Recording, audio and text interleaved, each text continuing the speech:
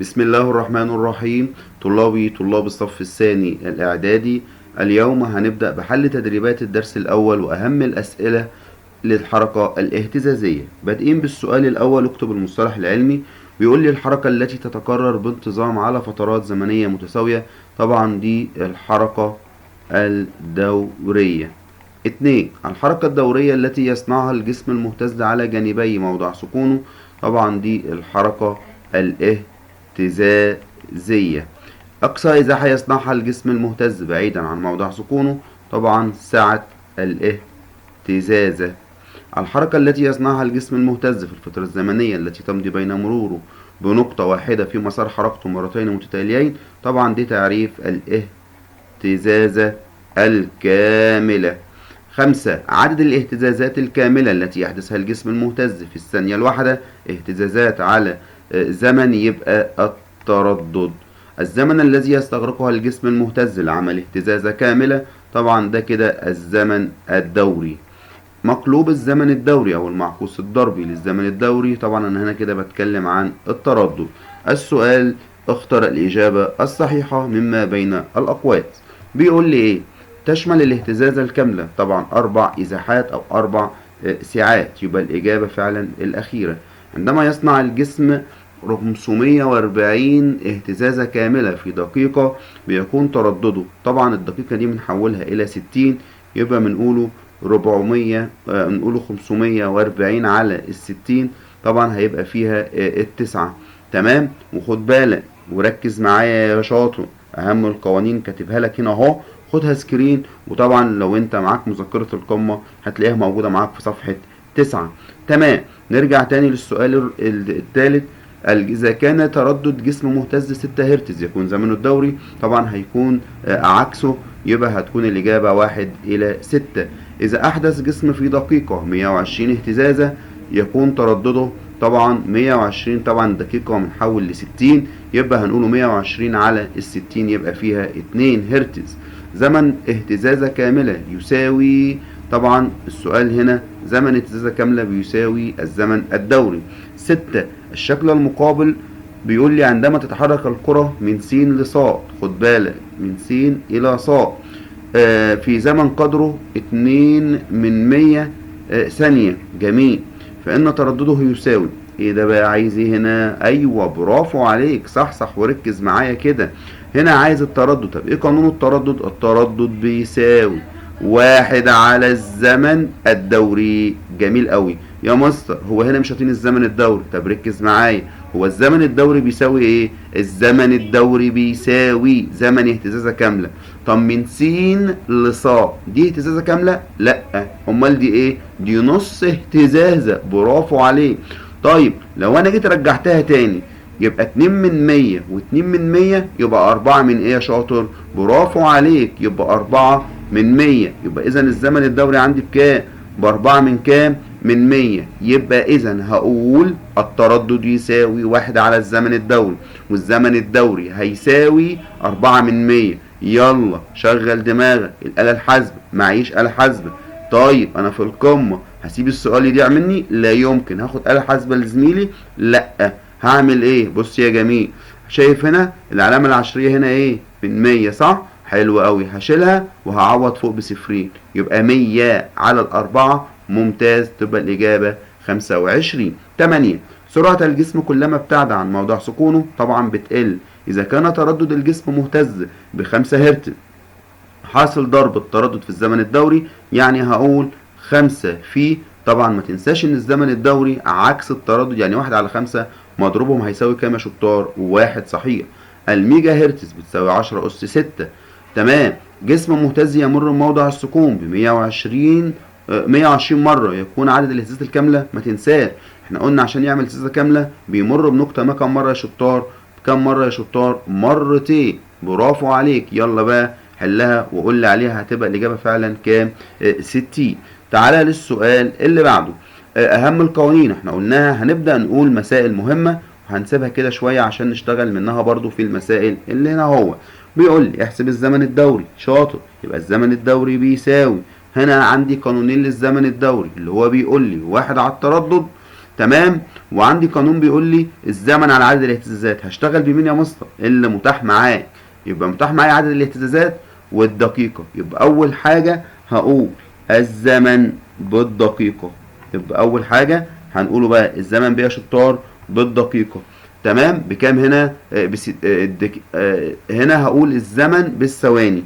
تمام. هو هنا جايبها لي بالدقايق، يبقى أنا هقول الزمن بالثواني. طب هما كام دقيقة؟ يبقى 1/60 بتساوي 60 ايه؟ ثانية. طب ايه قانون الزمن الدوري؟ بيساوي الزمن على عدد الاهتزازات. جميل قوي. طب الزمن جبته بكام؟ ب60 على ال300. يلا يا بطل هنقوله يبقى دي 0.06 على ال30. طبعا هتكون معاك 2 من ايه؟ من 10. ايه يا شطار؟ برافو عليك. ثانية، عشان عايز الزمن الايه؟ عاوز الزمن الدوري. طيب تعالى للسؤال اللي بعده، بيقول لي ايه؟ جسم يصنع 300 اهتزازة في دقيقة، احسب التردد. دي سهلة، نفس القصة، هحول الدقيقة ديت ل60 ثانية على طول كده.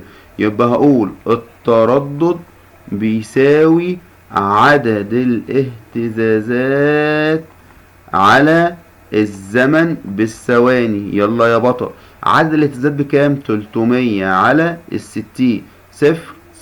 30 على ال6. ممتاز. فيها 5 يا شطار هرتز. ممتاز. طيب عايز الزمن الدوري، لسه نفس الرقم، يبقى الزمن الدوري ولسه كاتبين القانون، اعكس الرقمين دولت، يبقى 60 على ال300. يبقى فيها 1 على 5 اللي هي هتساوي كام يا حبايب؟ 2/10 ايه؟ ثانية. السؤال اللي بعده 3 بيقول لي ايه؟ احسب عدد الاهتزازات التي يحدثها جسم تردده 6 هرتز في دقيقتين. اول حاجة دقيقتين، ها يلا، يبقى الزمن بالثواني بيساوي الزمن بالدقايق في 60. طب لو جايب لك في الساعات يبقى الزمن بالساعة. تمام. في 60 في 60 3600. هنا جايب لها دقيقتين، يبقى هقول 2 في 60. ممتاز. 120 ثانية يا مصر. ده هنا مش عايز لا تردد ولا زمن دوري، ده هنا جايب لي عاوز عدد الاهتزازات. هعمل ايه؟ ما تنساش مثلث القمة الجميل. هنا جايب لي التردد، يبقى انا بكتب هنا التردد، صح كده؟ وهقول هنا عدد الاهتزازات. برافو. وهقول هنا يا شطار الزمن. يا مصر ما انا عارف المثلث ده، بس هنا عايز عدد الاهتزازات.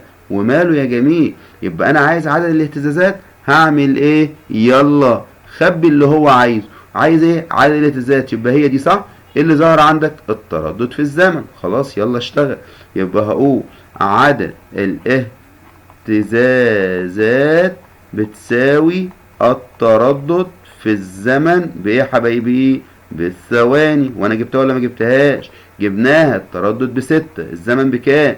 120. تمام. يبقى السؤال كده مفيهوش اي مشكلة نهائية. يبقى انا عايز برضو، يبقى هقول 120 في 6. ادي 0. 6 في 2 12. طبعا معانا الواحد. 6 في 1 بواحد، يبقى ب700 وكام يا جميل؟ برافو عليك. 720. هنقول ايه بقى هنا؟ عدد الاهتزازات يبقى اهتزازة. فيها اي صعوبة؟ اكيد طبعا لا يا مستر، وسهلة. والله ينور. وانا متعمد ان انا ما امسكش آلة حاسبة عشان خاطر تعرف ازاي تحل لو معكش الآلة الحاسبة. طيب السؤال رقم 4 على فكرة هو متجاوب معاك، ولكن احنا هنقوله تاني وكيفية حله ازاي. طيب السؤال بيقول لي بندول بسيط سعة اهتزازته ب5 سنتي. بص يا جميل، انا هنا ادي البندول اللي معانا اهو يا مستر. تمام. ادي بندول جميل خالص. تمام اهو ادي البندول. تمام. الحتة دي بكام؟ بيقول لي بكام؟ ب5 سنتي. زمنها بكام؟ 1/10 ثانية. طيب اوجد الزمن الدوري. يلا يا جميل، انا عندي الزمن الدوري، خد بالك الزمن الدوري بيساوي زمن اهتزازة كاملة. طب لو سمحت يا دكتور.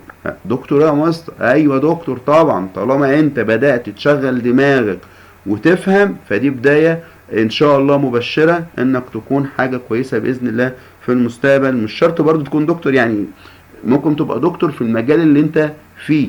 تمام. يعني مهندس في دكتور يبقى مهندس، في برضو عندي في كلية يبقى دكتور. تمام. نرجع لموضوعنا تاني. وكل واحد عامة في مهنته فهو ايه دكتور، ولكن لازم تبقى متفوق لانك انت من طلاب القمة ان شاء الله.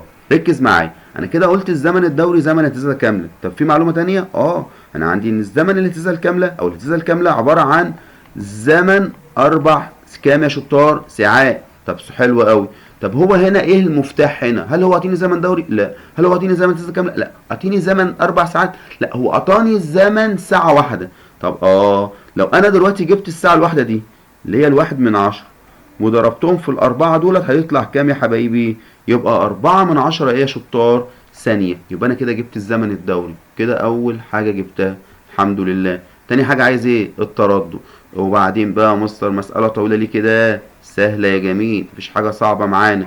ايه قانون التردد؟ 1 على الزمن الدوري. طب يلا يا جميل، 1 الزمن الدوري بكام؟ أنا جبته فوق 4/10. يلا معيش آلة حاسبة، هعمل ايه؟ يلا شايف العلامة العشرية ديت؟ هنعوض عنها بايه؟ بصفر فوق. أصبحت 10 على الأربعة فيها 2.5 هرتز. ممتاز. تالت طلب عاوز ايه؟ هنا بيقول لي عدد الاهتزازات. تمام.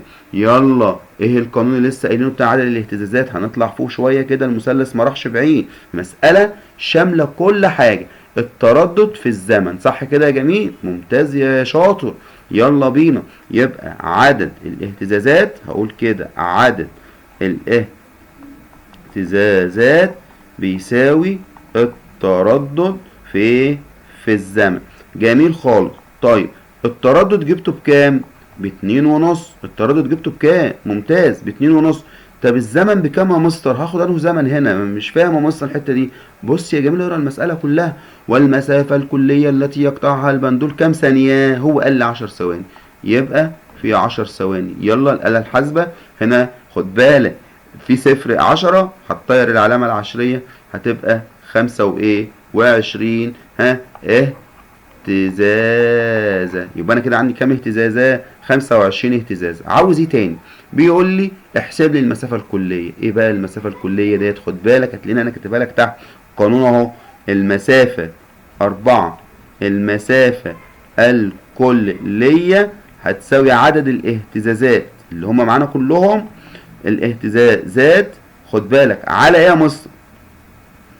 شاطر، يلا قول لي على ايه؟ ممتاز، على عدد الاهتزازات كلها. هنضرب بقى في الاهتزازة الكاملة اللي هي بكام الاهتزازة الكاملة؟ ركز يا جميل، انا عندي كام اهتزازة قلناها دلوقتي اهي؟ 25. عندي كام اهتزازة؟ برافو عليك، عندي 25 اهتزازة. طب الاهتزازة الكاملة اللي هي الاهتزازة الواحدة كام يا مستار؟ يلا يا جميل ركز معايا. الاهتزازة الكاملة مسافتها بكام؟ وهنا قال لي ب5 سنتي، صح؟ شاطر، برافو عليك. ليه مين الخمسة دي؟ الساعة. بالله عليك ركز، السؤال مسألة جميلة على فكرة. المسألة دي يعني تيجي في الامتحان انا ما اجيبش اي حاجة من الوحدة الاولى خالص. ليه؟ مسألة شاملة كل حاجة. انا عندي هنا الساعة زي ما قلت لك من شوية ب5. طيب الاهتزازة الكاملة كام ساعة؟ 4. يبقى 5 في 4 بكام؟ ب20. يبقى انا هقول هنا كده الاهتزازة الكاملة اللي هي عبارة عن 5 في 4 يبقى ب20. يبقى انا هقول 25 في 20 تطلع معاك ب500 ايه؟ سنتي. يبقى المسافة كلها كام؟ 500 ايه يا شطار؟ سنتي. طب لو انا عايزها بالمتر بقى، يبقى هحول ال 500 سنتي للمتر، يبقى الإجابة 5 يا حبايبي، 5 متر. طلاب القمة الغاليين، أي استفسار معاك بخصوص الدرس الأول أو الجزء اللي احنا شرحناه من الدرس الثاني ابعت في التعليقات، وإن شاء الله الحصة اللي جاية معانا مسائل جميلة، وإن شاء الله ننهي الوحدة الأولى، وإن شاء الله الحصة اللي بعدها أنا بقولها أهو هيكون في امتحان. كل التوفيق للغاليين طلاب القمة، والسلام عليكم ورحمة الله وبركاته.